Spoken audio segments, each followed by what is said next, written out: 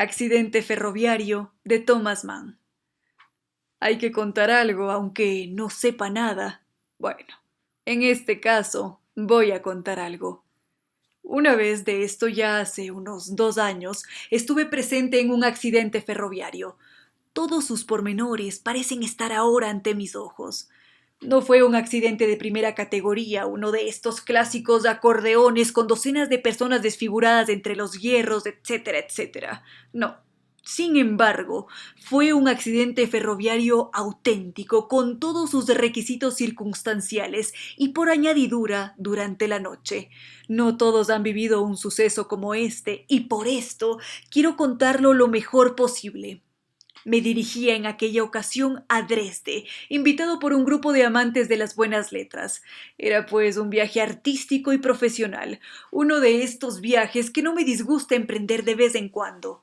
Al parecer uno representa algo, ha entrado en la fama, la gente aplaude su presencia, no en vano se es súbdito de Guillermo II.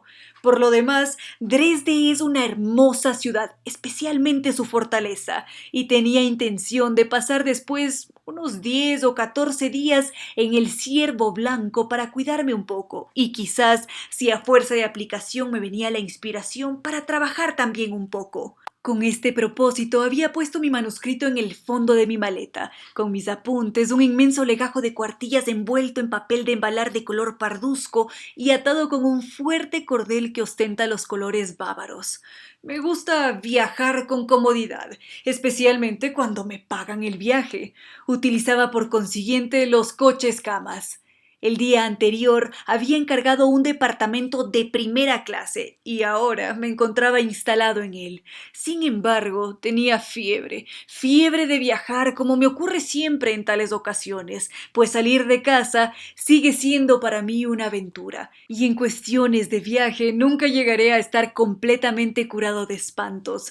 Sé muy bien que el tren de la noche para Dresde sale todas las tardes de la estación central de Múnich y llega a Dresde por la mañana, pero cuando viajo solo en tren y mi suerte está unida a la suya, la cosa se torna grave. Entonces no puedo sacarme de la cabeza la idea de que el tren parte aquel día exclusivamente para mí, y este error irracional tiene naturalmente como consecuencia una excitación interna, profunda, que no me abandona hasta que no he dejado tras de mí todas las formalidades del viaje, todas las formalidades del trabajo, de hacer las maletas, el trayecto de casa a la estación en un taxi cargado de bártulos, la llegada a la estación, la facturación del equipaje, y hasta que no me sé definitivamente bien instalado, no me siento bien.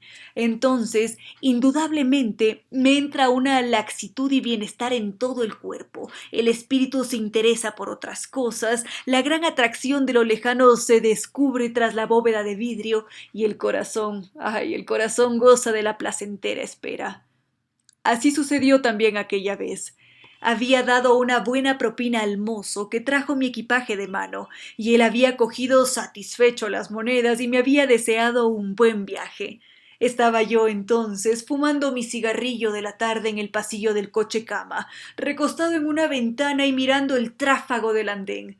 Se oían silbidos y chirridos de ruedas, carreras apresuradas, despedidas y el voceo salmodiado de los vendedores de periódicos y refrescos, y sobre todo ese ajetreo ardían las grandes lunas eléctricas en medio de la neblina de aquella tarde otoñal. Dos forzudos mozos tiraban de una carretilla cargada de grandes maletas hacia la parte delantera del tren, donde estaba el furgón del equipaje. Reconocí mi maleta por ciertas señales que me eran familiares. Allí iba ella, una entre tantas, y en su fondo reposaba el precioso fardo de papeles. Bueno, pensé, no hay por qué preocuparse, están en muy buenas manos. Miren a ese revisor con bandolera de piel, frondoso mostacho de sargento de policía y mirada enfurruñada y alerta. Miren, miren con qué brusquedad impone su autoridad a aquella anciana de mantilla negra y deshilachada, porque estaba a punto de subirse al vagón de segunda clase. Este hombre es del Estado, nuestro padre, la autoridad y seguridad.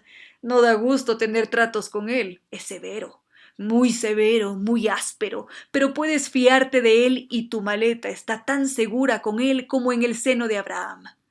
Un señor con polainas y gabán de entretiempo se pasea por el andén y lleva a un perrito atado con una correa. Nunca había visto un perrito tan lindo. Es un dogo regordete, brillante, musculoso, con manchas negras, tan bien cuidado y gracioso como esos perritos que se ven a veces en los circos y que divierten al público corriendo alrededor de la pista con todas las fuerzas de sus pequeños cuerpos. El perro lleva un collar de plata y la correa de la que es conducido es de piel trenzada y de color. Pero esto no ha de asombrarnos si observamos a su amo, el señor con polainas, quien sin duda es de la más noble alcurnia. En un ojo lleva un monóculo que hace más severo todavía su semblante y las puntas de su bigote se levantan tercamente, dando a la comisura de sus labios y a su barbilla una expresión de despecho y firmeza. Dirige una pregunta al revisor de aire marcial y aquel hombre simplón que se da perfecta cuenta de con quién tiene que habérselas le responde saludándolo con la mano en la gorra. Luego el caballero continúa su paseo, satisfecho de la impresión que causa su persona. Pasea seguro de sí mismo, metido en sus polainas, su rostro es frío, cáustico, y no se amedrenta ante hombres ni cosas. Es evidente que nunca ha experimentado la fiebre de los viajes. Es para él una cosa tan normal y corriente que no le constituye ninguna aventura. Se encuentra como en su casa, tranquilo y sin miedo de las instituciones y los poderes. Una sola palabra lo explica. Es un caballero. Yo no puedo abarcarlo de una sola mirada. Cuando cree que es hora, sube al tren. El revisor acababa de volverse de espaldas. Pasa por detrás de mí en el pasillo y aunque choca conmigo, no dice perdón. ¡Qué es caballero! Pero esto no es nada en comparación con lo que sigue. El caballero, sin pestañear siquiera, se introduce en su departamento con el perro. Indudablemente esto está prohibido. ¿Cómo me atrevería yo, pobre de mí, a introducir un perro en un departamento? Pero él lo hace en virtud de sus derechos de caballero en la vida y cierra la puerta tras de sí. El jefe de estación tocó su silbato, la locomotora respondió con el suyo y el tren se puso suavemente en marcha. Yo me quedé todavía un rato en la ventana. Vi a los que se quedaban en tierra hacer señas con la mano, vi también los puentes de hierro, vi las luces que oscilaban y pasaban. Luego me retiré dentro del vagón. El cochecama no estaba ocupado del todo. Había un departamento vacío junto al mío, y como no estaba arreglado para dormir, decidí acomodarme en él, para leer un rato con tranquilidad. Así pues, fui por mi libro y me dirigí allí. El sofá estaba forrado de seda color salmón, en una mesita plegable había un cenicero y la lámpara de gas producía una luz clara. Yo leía y fumaba cómodamente sentado. El encargado del coche-cama entra a servicial, me pide el billete de coche-cama y yo se lo pongo en su ennegrecida mano. Habla con mucha cortesía, aunque por pura obligación omite darme las buenas noches, un saludo estrictamente personal, y se va para llamar la puerta del departamento contiguo. Pero le hubiera sido mejor pasar de largo, pues allí estaba el caballero de las polainas, y como el caballero no quería dejar ver a su perro, y además ya se había acostado, lo cierto es que se puso terriblemente furioso porque se atrevían a molestarlo. Y a pesar del traqueteo del tren, percibía a través de la delgada pared el estallido irreprimido y elemental de su cólera. ¿Qué pasa? Gritó. Déjenme en paz, rabos de mico. Ojo que empleó la expresión rabos de mico, una expresión de buena sociedad, de señor y de caballero que sonaba a cordialidad. Pero el empleado optó por ir a las buenas, pues por faz o por nefaz tenía que comprobar el billete del caballero. Salí al pasillo para seguir mejor el incidente y fui testigo de cómo, al final, la puerta del caballero se abrió un poco de empellón y el billete salió disparado a la cara del empleado. Sí, le dio de lleno en la cara con fuerza y rabia. El empleado lo cogió al vuelo con ambas manos y a pesar de que uno de sus bordes se le había metido en el ojo haciéndole saltar las lágrimas, juntó las piernas y saludó militarmente con las manos en la gorra. Algo perturbado, volví con mi libro. Considero por unos instantes los inconvenientes y las ventajas de fumarme otro cigarro, y encuentro que no hay nada mejor. Así pues, me fumo otro mientras sigo leyendo entre el traqueteo del tren y me siento a gusto e inspirado. El tiempo pasa, son las 10 o las 10:30 o tal vez más. Los pasajeros del coche cama ya se han ido a descansar y al final me decido a hacer lo mismo. Me levanto, pues, y me dirijo a mi departamento. Es una alcoba pequeña pero perfecta y lujosa, con tapices de piel estampada, perchas y una jofaina niquelada. La cama está arreglada con ropas limpias y blancas y el cubrecama recogido en forma que convida a echarse. Oh, gran era moderna, pienso. Uno se mete en esta cama como si estuviera en casa, se traquetea un poco durante la noche y he aquí que por la mañana se encuentra ya en Dresde.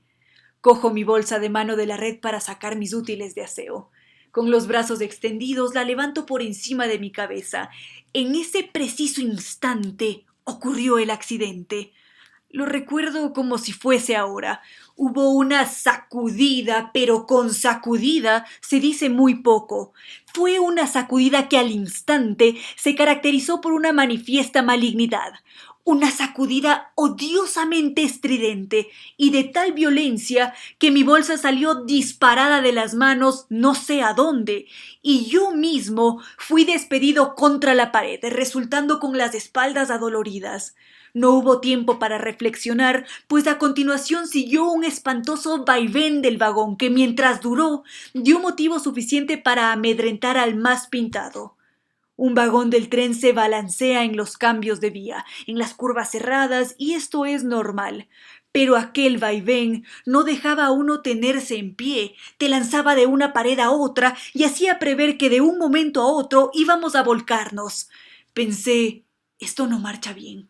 Esto no marcha bien, no va bien de ninguna manera. Así, literalmente.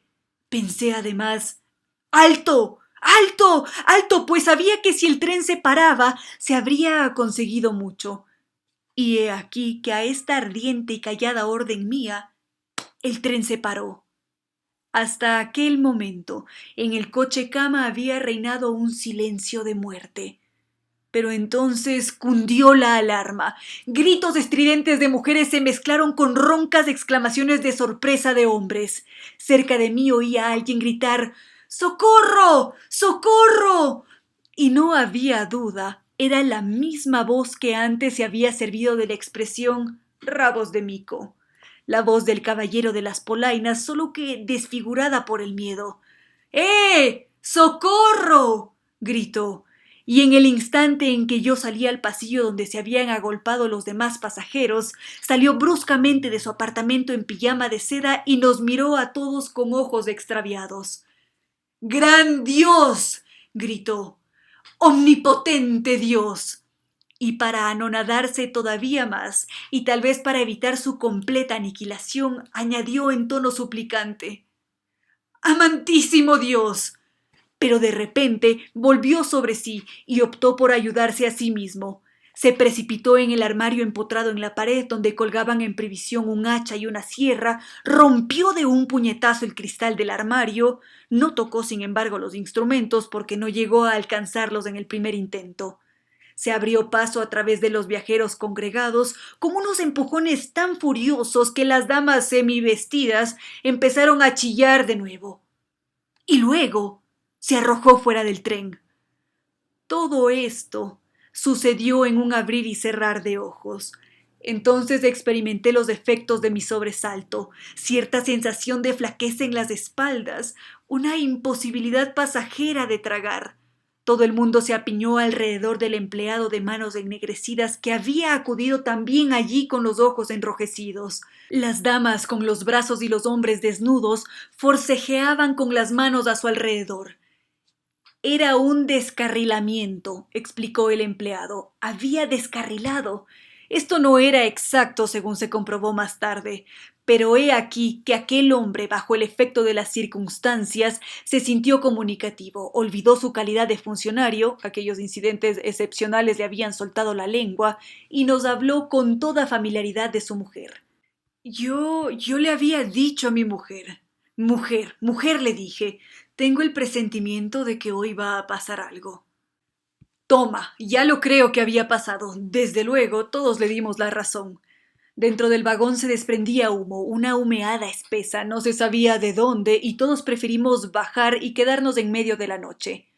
Para poder bajar había que dar un gran salto desde el estribo de la plataforma, pues allí no había andén alguno, y además nuestro coche cama había quedado atravesado e inclinado hacia el lado opuesto.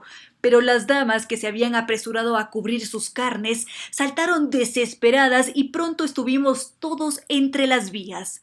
Estaba todo muy oscuro, pero pudimos ver detrás de nosotros que no faltaba ningún vagón, aunque estaban igualmente atravesados en la vía, pero delante, 15 o 20 pasos más adelante.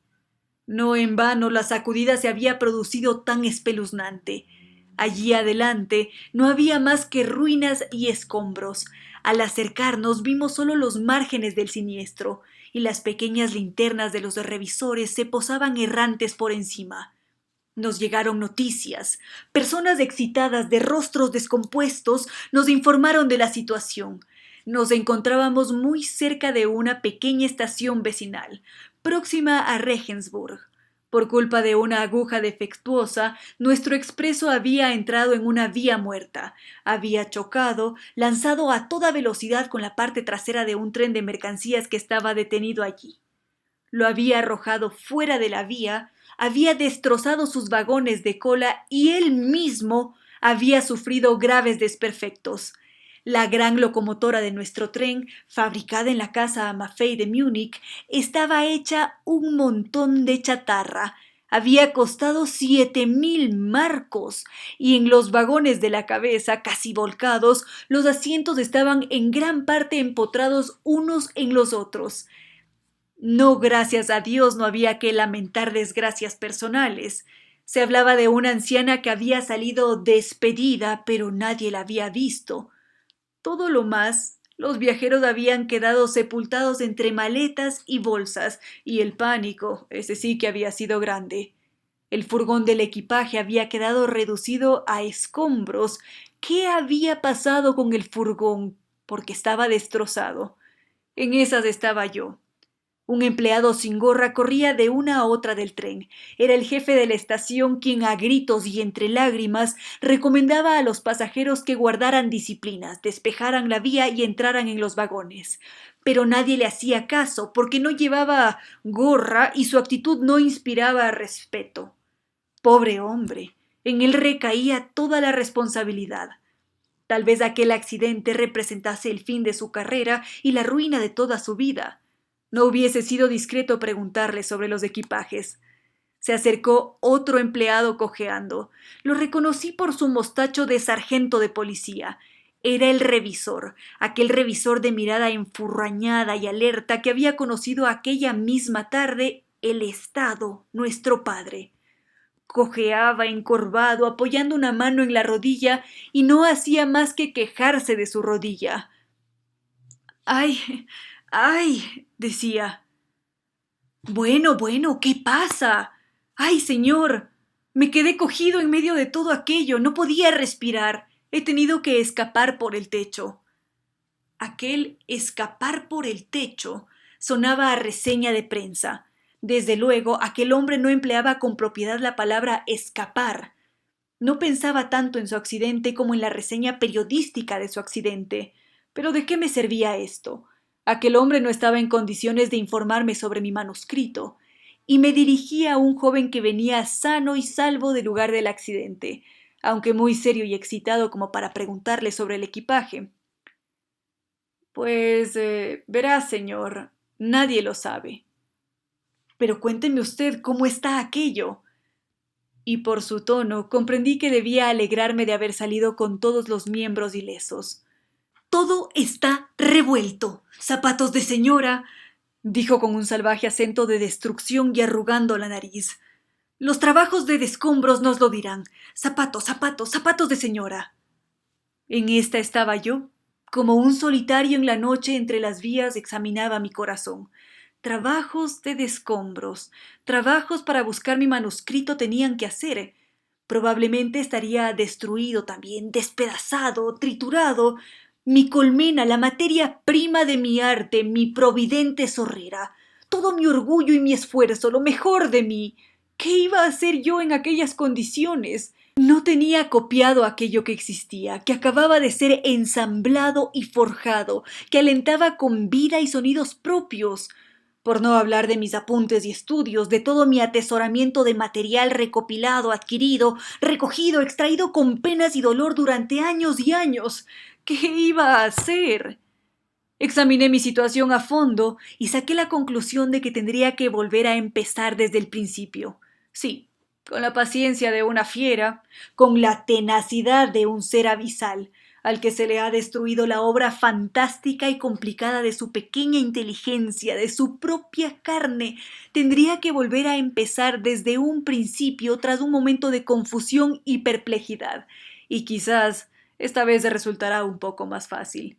Pero mientras tanto, habían llegado los bomberos con antorchas que arrojaban una luz rojiza sobre los escombros, y cuando yo me dirigí hacia la parte delantera del tren para buscar el furgón de los equipajes, vi que estaba casi intacto y que no faltaba nada en las maletas.